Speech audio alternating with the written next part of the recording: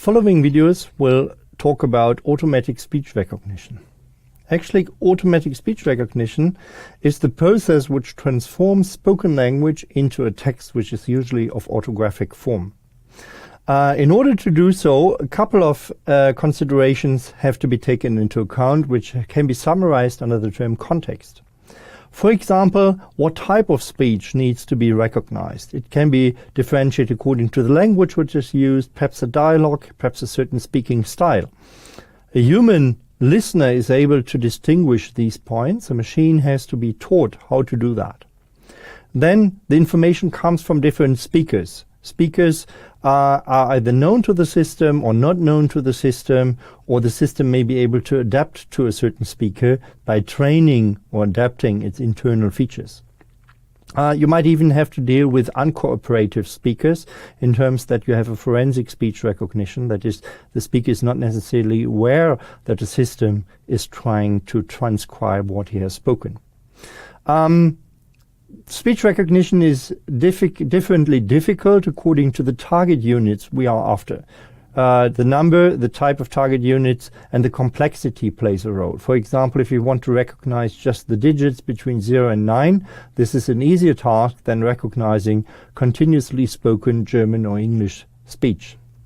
And then, of course, the environment plays a role. For example, if there's background noise, if there are transmission channels like telephone channels involved, and so on. And all of this taken together makes automatic speech recognition a very, very difficult task for a computer. Actually, there's a fundamental difference between automatic speech recognition carried out by a computer and the speech recognition carried out by humans.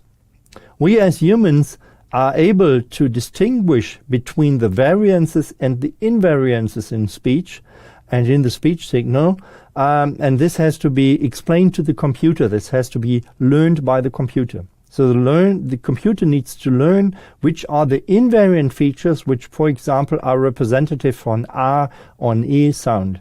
We as humans have learned that and can distinguish R or E sounds coming from different speakers, pronounced in different environments and in different languages and so on. And this has been taught to the computer.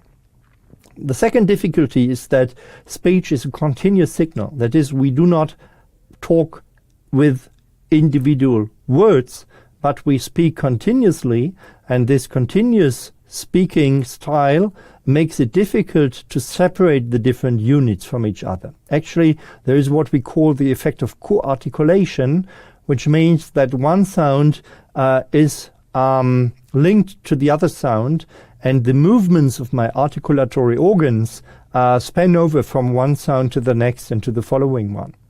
That is, if we want to recognize speech, we usually do not recognize individual sounds, but we recognize combinations of two sounds, diphones, or three sounds, triphones. That is, we try to model triphones in a computer in order to recognize that. These effects, which I call task complexity, make speech a very, very difficult task. And this can be seen if you, for example, utter the 3 words to recognize speech, or the 5 words to recognize speech. If I speak them continuously, you wouldn't see much difference between to recognize speech and to recognize speech. As an English speaker, you would of course know that only the first, to recognize speech, makes sense, and to recognize speech does not make sense. But this is your interpretation of it. And that's what you as a human actually do. You try to interpret speech during listening. This is something which is not done by the computer. The computer first transcribes speech and then tries to make out sense of what has been transcribed. So there are fundamental differences in the processes. However, the machine, the computer, can make sense of background knowledge. The background knowledge could span over the speech production process, that is how speech is produced by a human and what the resulting characteristics in the speech signal are. The machine could make use of typical examples of speech signals, provided usually using training material. Then, of course, it needs to have an inventory of the sounds speech is composed of, and it can recognize. and then also an inventory of sequences of units to be recognized, like a dictionary and a grammar which link these units.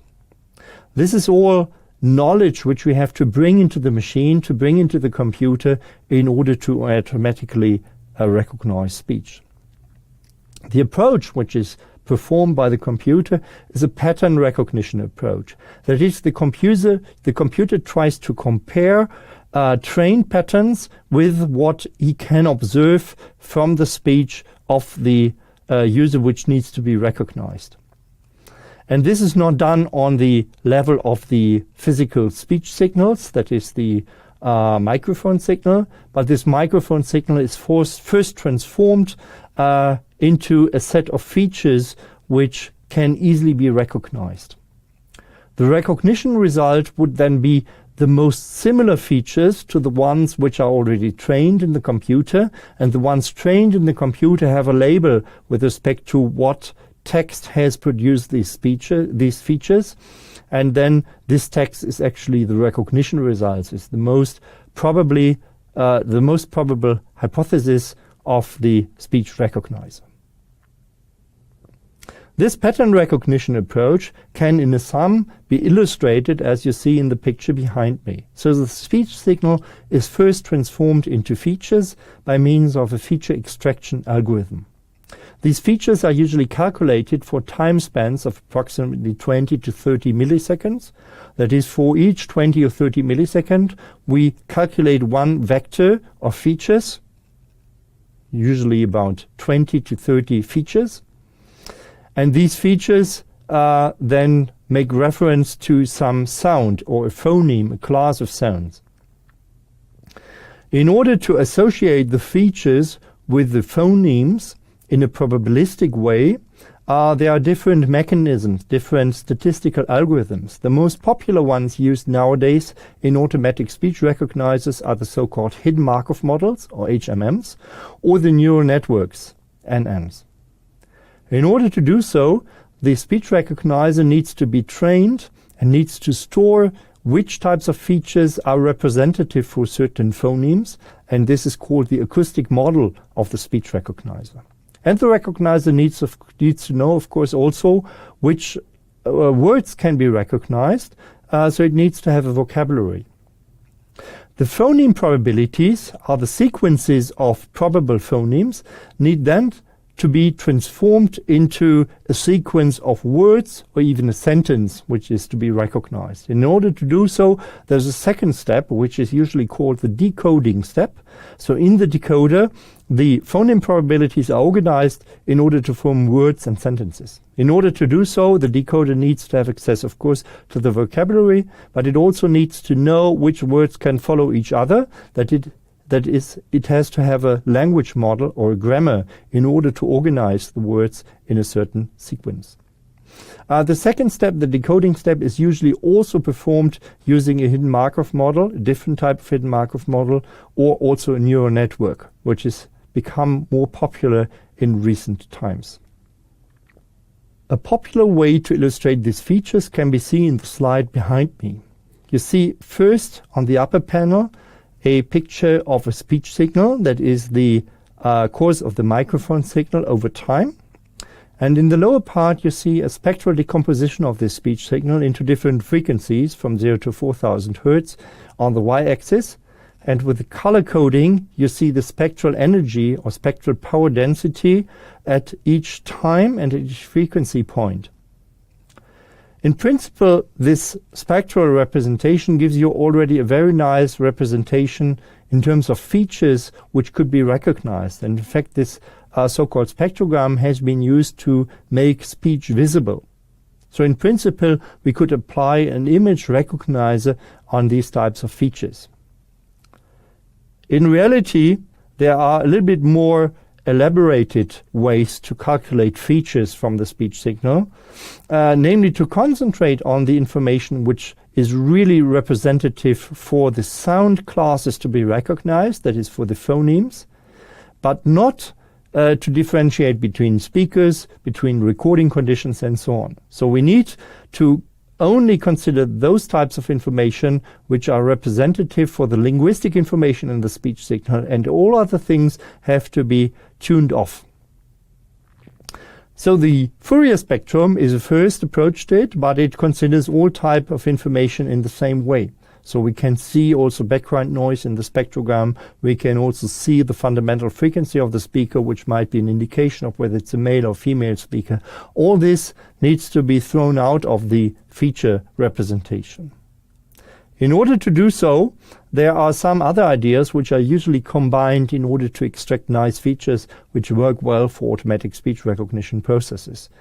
First, we try to separate the excitation signal and the vocal tract modulation from the speech. And then we usually make use of the hearing characteristics of the human ear in order to process speech in a way which is similar to what we have in the human ear.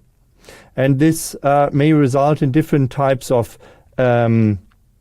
representations. The most popular is the Mel-scaled capsule coefficients, or MFCCs.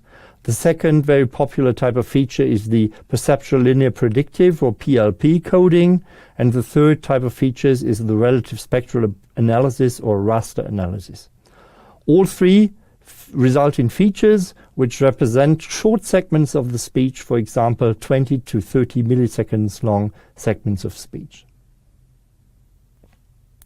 The next step is now to classify the features, and if they are classified into phonemes, then to organize the phonemes and classify them into words or sequences of words.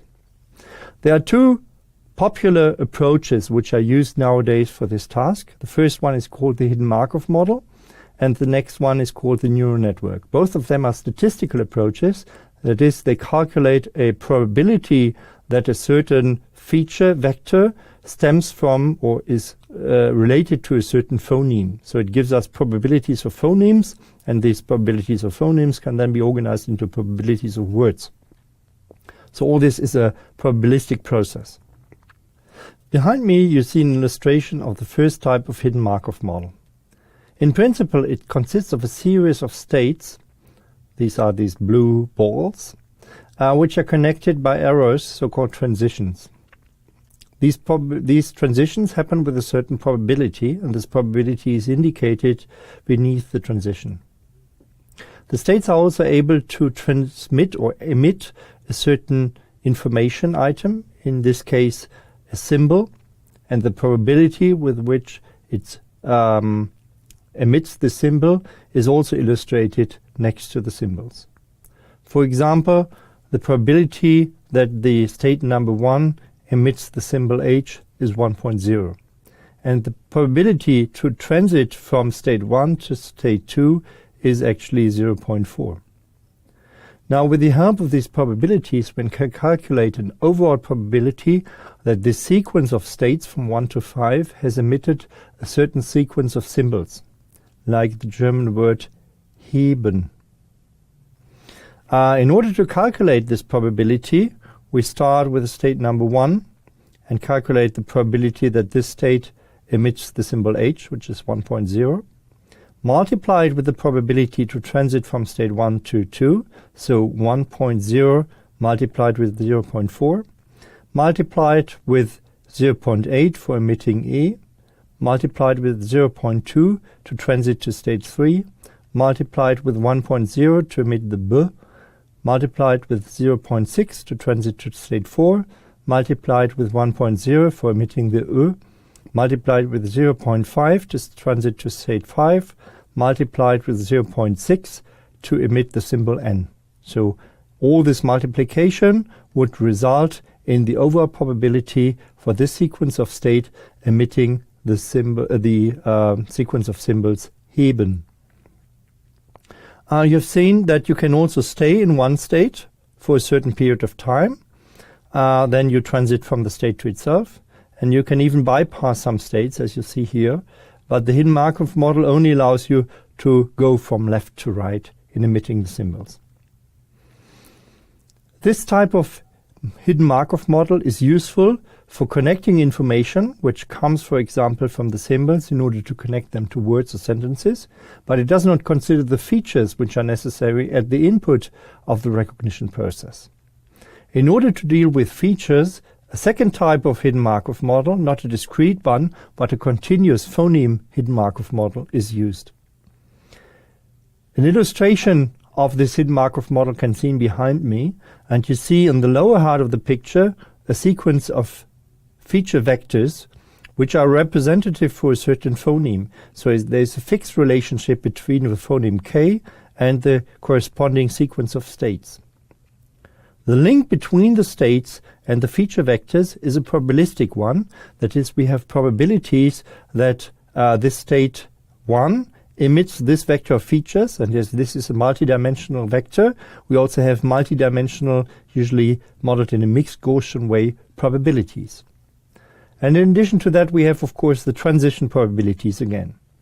Now, in order to calculate the probability that this sequence of feature vectors corresponds to a sequence of states which themselves are fixedly linked to a certain phoneme K, we have once again to multiply the probabilities. That is, we have to multiply the probability that state number 1 emits this feature vector, multiply with the probability of staying in this state, 0.2, multiply with the probability that state number 1 emits this feature vector, multiplied with the probability to stay in state 1 again, multiplied with the probability that this state generates the third light blue feature vector, multiplied with the probability to transit to state number 2, multiplied with the probability that state number 2 emits this feature vector, multiplied with 0.4 for staying in state 2, and so on. Once again, we have a multiplication of all the probabilities in order to calculate the overall probability that this sequence of feature vectors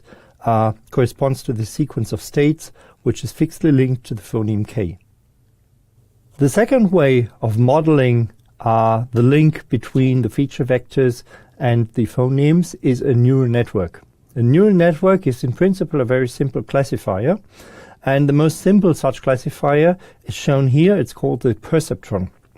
A perceptron takes a series of input values organized in an input feature vector and gives a decision at the output, and the decision is calculated in the way which you see here. That is, we have a weighting of the individual components of the feature vector, subtract a bias here, and then calculate the sum over all these, and then apply a distinguishing function, a threshold function, which says that if we are above a certain threshold, this feature vector belongs to class A, and otherwise it belongs to class B.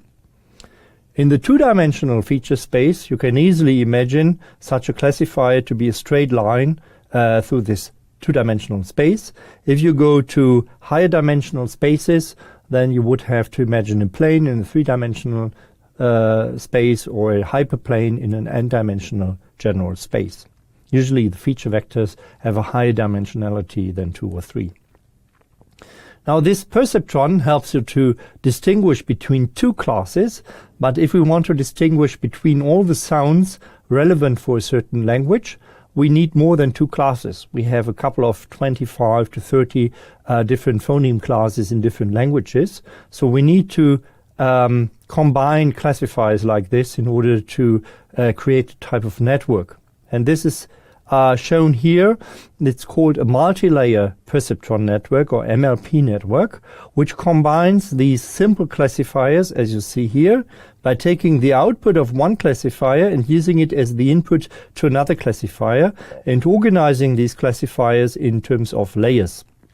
So usually you have an input layer, and you have an output layer, and you have some hidden layers in between. In the input layers, you have the input features, that is all the features of your feature vector. And in the output, you have the different classes you would like to distinguish. You do not necessarily need one output perceptron for each class, but you can, for example, combine them in a binary way so that you have 0 and 1 combinations in order to come up with the number of classes which you want to distinguish. The last building block of our automatic speech recognizer is the language model. And the language model contains the information about the possible or probable sequences of words which then form sentences. There are two ways to formalize language models. The first is in terms of a grammar, and we usually work with context-free grammars that are grammars where you have terminal symbols, which are illustrated here, and non-terminal symbols, which are illustrated in terms of these brackets. For example, a sentence can have a positive statement or a negative statement. A positive statement could be yes or yep or yes please, and the negative statement could be no or no thanks or no thank you. So the space of available options in these grammars remains relatively restricted. This is good for reducing the space of probabilities, but in turn it only allows these sequences which are predefined by the grammar. So in order to make use of such a grammar in automatic speech recognition, it needs to cover all possible combinations of words and sequences of words in order to be useful. That also shows that you cannot just take a grammar from a grammar book, but you would need to build your grammar in an application-specific way, considering the possible sentences uttered by the user, whether they are grammatically correct or incorrect, doesn't matter. The second way of making use of sequential information is a statistical model. The statistical model defines the probabilities that certain words follow each other, that are probabilities for sequences of 2 or 3 words. We then call it an n-gram model, and with 2 words it would be a bigram model, with 3 words it would be a trigram model, and the probabilities of the words alone would be the most simple case, that is the unigram model. These probabilities are determined by counting the frequencies of words in large corpora. So you need large corpora of reference text in order to calculate those probabilities. If a certain sequence of words doesn't occur in that collection of text, you could still calculate kind of replacement probability by just multiplying the probabilities of the individual words. That would be called an n-gram back-off language model. The probabilistic n-gram model is of course a little bit more flexible because it allows you to generate sequences of words through the probabilities and would not exclude in a fixed way other sequences of words which a grammar would exclude. In order to calculate now how correct the output of such a speech recognizer is, that is an index of the performance of the speech recognizer, there are different metrics available. The most popular such metrics are the word error rate and the word accuracy. In order to calculate a word error rate, we first have to count the number of substituted words, SW, the number of inserted words by the speech recognizer, IW, and the number of deleted words by the recognizer, DW, and divide that sum by the overall number of words in a reference transcription. Now, in order to determine whether a word is really counted as a substitution, insertion, or deletion, we need to first perform an alignment, and this is usually done through dynamic programming algorithms which punish the certain types of errors, substitutions, insertions, and deletions, in a certain way. There are standardized methods for calculating this alignment and for then determining a word error rate. The word accuracy is actually 1 minus this word error rate for individual word recognizer. When I'm speaking, you might watch to my mouth on the video, and this actually helps you to understand, especially if there's background noise present. So humans do lip reading, and of course this can also be used, this visual information can also be used by a machine in order to improve the recognition performance.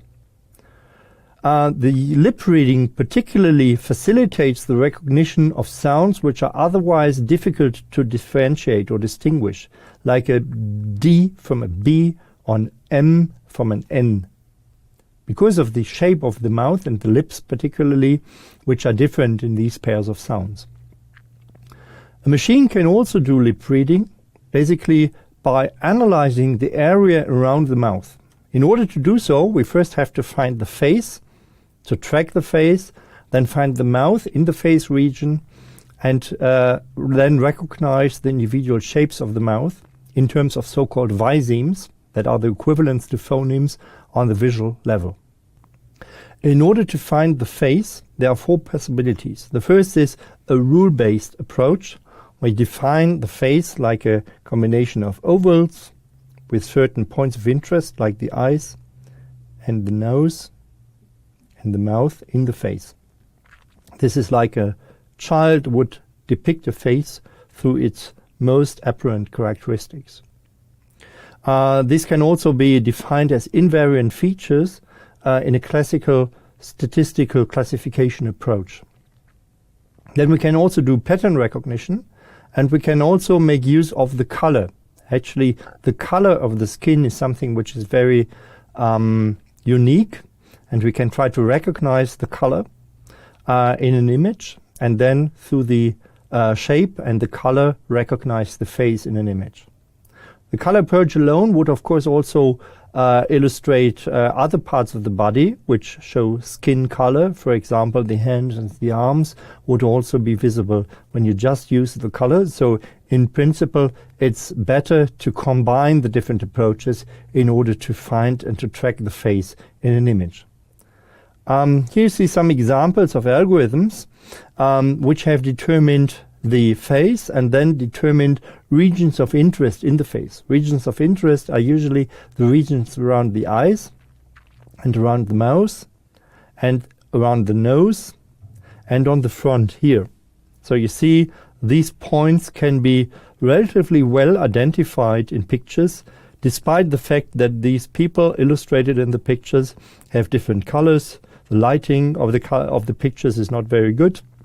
But still, it's possible to nicely find these points of interest and the regions of interest, and then to go even further into detail, for example, to determine the contours of the lips. And the contours of the lips help you a lot in differentiating the different sounds. Now, this is the visual information part, which needs to be translated into features, and then you can follow the same approach as we have seen for the auditory features, extracted, for example, from a spectrogram or a Manov-scaled capsule coefficients and so on. There are 2 ways of combining the visual with the auditory information. One is called the feature-level fusion, and the other is called the probability-level fusion. In a feature-level fusion, you would take the audio features and the video features and just form a very long feature vector from both of them, and then do a standard classifying approach with the help of hidden Markov model or neural networks.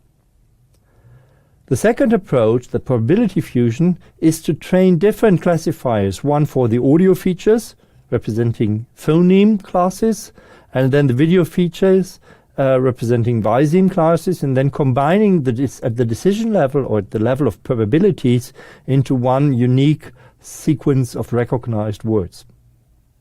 Both approaches are in principle feasible if you deal with audiovisual speech recognition, what is the term for this type of speech recognizer.